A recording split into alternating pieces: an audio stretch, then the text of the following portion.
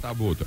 Pirmā sērija, kas tur Račs apēd maltas gaļas veltnīti un zaudē atmiņu. Nu jā, protams, tā seriālam jāsākās. Otrā sērija. Bhava iet pa ielu, satiek savu ārlaulības tēvu un abi raud visu otro sēriju. Račs meklēdams savu pazaudēto atmiņu atrod notis. Tagad viņš kopā ar visu pilsētu dzied un dejo. Račs, vajag uzsvērt, Račs, jā. Kā lai nesajauka, tā ir indiešu filma. Ceturtā sērija. Bhavu noķer un apēd krokodils, kur tomēr izdodas noindēt. Arī Bhava ir saindējies, taču dzīvs, arī viņš zaudēja atmiņu. Nu redziet, kā. Račs un Bhava sastopas uz tilta, kur stājas attiecībās, un paralēli tam dzied un dejo. Nu, protams, kā tā bez tā. Bhava un Račs pārunā savas attiecības. Viņi nevar vienoties par to, kas noticis, jo abi taču ir zaudējuši atmiņu. Nākošajā sērijā pēkšņi Bhava nonāk teroristu kūstā. Gauži raud, līdz no bēdām zaudē atmiņu. Parādās Rača kaujinieki tērpā dzied un dejo un atbrīvo Bhavu. Bet tomēr Račs atkal kaut kā tā kā aizmieg, tā kā kas, tā kā ko, varbūt ir kaut kāds izkritums. Pamostas viņš starp noslēpumainiem svešiniekiem, kur taisās viņu ļaunā kārtā aprecināt. Račs pretojas, raud, taču neko nevar padarīt. Rača pārkāpjot Bhavas slieksni, ar vienu kāju ir tumšajā pagātnē, ar otru gaišajā nākotnē, bet starp kājām viņam ir sūrā realitāte. Kam tas bija starp kājām? Račam. Toreiz Bhava ejot pa ielu pazaudē A. Sandalis, B. Atmiņu, nu loģiski, jā. C. Nevainību un D. Maisu ar īsie. Visu to viņš jūt. Vairs neatradīs it nekad. Račs un Bhava stāv rindā, lai pielūgtu svēto vārdi. Bhava iekniebi Račam labajā ciskā. Tā beidzas kārtējā sērija. Jā, bet nākošā sērija sākas tā, ka Račs jūt, ka Bhava viņu krāps. Tāpēc pirms tam pasteidzas un krāpju Bhavu 14 reizes. Ja? Tā nav slikta sērija. Rača par to ņem un uzspridzina tiltu, bet neatceras kā. It kā iet bojā Bhava, bet uguns, kurā līdz ar vīra pīšļiem tiek sadedzināta Bhavas atraitne. Bet izrādās, ka Bhava tomēr ir dzīvs un bojā gājis viņa dviņu brālis. Tagad dedzina dviņu brāļa atraitni. Pagaidi. Nu, ritīgi. Te ir Račs ir uzzinājis, ka patiesībā Bhava ir viņa māte un ir noticis incests.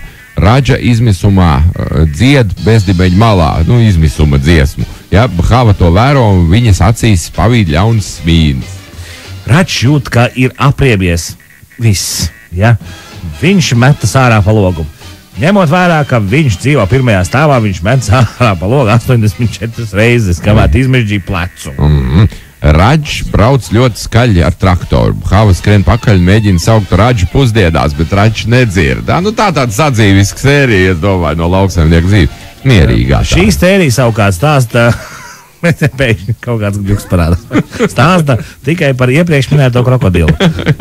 Kurš ir augšām cēlies no saindēšanās un klejodams gar Gangas upi atradis gan Bhavas, gan Račs atmiņas. Tad, šis ir X-File moments. Sākumā viņš dzied, priecādamies par negaidīto atradumu, bet pārējās sērijas, turmāk daļā raud, jo atmiņas ir pārāk bēdīgas. Tāds cits tēls. Račam akā iekrīt cepure, seko dziesmu par aku. Ja, tā loģiski vēlāk Račs grib mirt, jo cepure viņam bija ļoti dārga. Ja, bet Bhava atdod savējo. Viss tā laimīgi atrisinās. Savukārt Račs uzkāp tuvējā kalnā uzpīpēt. Bhava lejā raud un bļauna. Nelēc, neatstāj mani. Račam ciemos brauc brālēns. Bhava visu dienu staigā pa pļaunu un dzied. Račs nākošā sērijā.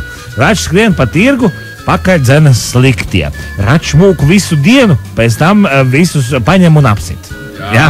Bet nākošajā sērijā, kāpjot ārā no vilciena, Bhava Račam padod roku. Par to Bhava dabom pa zobiem. Tā. Kas te man te ir? Redz, tā kā filma ir nokļuvusi finansiālās grūtībās, jo baigi masīvi sākā tomēr. Visu nākošo sēriju Radžs reklamē porcelānas pilvenus un matračus. Hava reklamē jogu naglas. Jā, un pēc tam uzreiz jākal dabūt Rusijas finansējums, skan dziesmas ievads. Radžs ar sāpēm sejā un pārgrieztām acīm dejo ievada deju, pēc tam Radžs dzied par nelaimīgo mīlestību, par meiteni, kas viņu pametus, par puisi, ko viņš atradis meitenes vietā, bet kurš nav spējis viņu apmierināt un tam līdzīgi. Tā paiet tā nākošā sērija. Radžam uznāk miegs un viņš liekas gulēt. Redz kā. Havam arī uznāk miegs, taču gulēt viņš neiet, viņš iebrien līdz ceļiem upē un dzied. Hava nemanot un nejauši iebaro Radžam 4 litri indes un abi raud. Viens par to, ka otrs nemirst, bet otrs par to, ka atkal zaudēs atmiņu. Nu, nezinu, vai tāpēc vai savādāk, bet nākošā sērijā Hava sēda zemi un viņu neuzņem vidusskolā. Hava krīt izmisumā un 12 bedrēs. Nākošajā sērijā Radžs slepeni jau sākt rakt kapam līdzīgu bedri. Bet Havam sajauc kaķi ar Birstalas lapsu. Apjūk Radžu, braucu uz Ungāriju pēc palīdzības. Wow, kas man notikumi ir? Saproties? Radžs pēkšņi atkal sastop Havu. Izrādās, viņš nekur tālu nav bijis. Redz, nav tā Ungārija nemaz pie vaida. Tikai 15 gadus dzīvojis virtuvē. Abi apskaujas un ilgi stāv apskaujušies. Nu, pāris sērijas viņi tā stāv. Bet Hama saindējas ar veco mango sulu, svīstu un nepatīkamu ošu. Radža neparādās. Bet nākošajā sērijā Radža it kā netīšām 4 reizes iespēr Hamas sunim. Hama sien tīkla lamatas Radžam. Hava sēž pie kamīna, ir vecs. Šķirsta kapu pieminekļu katalogu.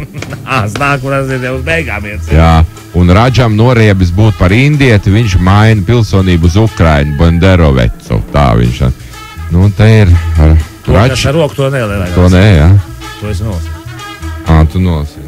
Nu, es nezinu, te viss viņš pamaina un viss. Tu pašlaik ir tādā strupceļā tās sērijas iegājušas, jā? Nē, bet tas varbūt tā, ko pagriezīs, kā tas būs nākotnē, par to, ka tos kapu pieminekļus šķirsta.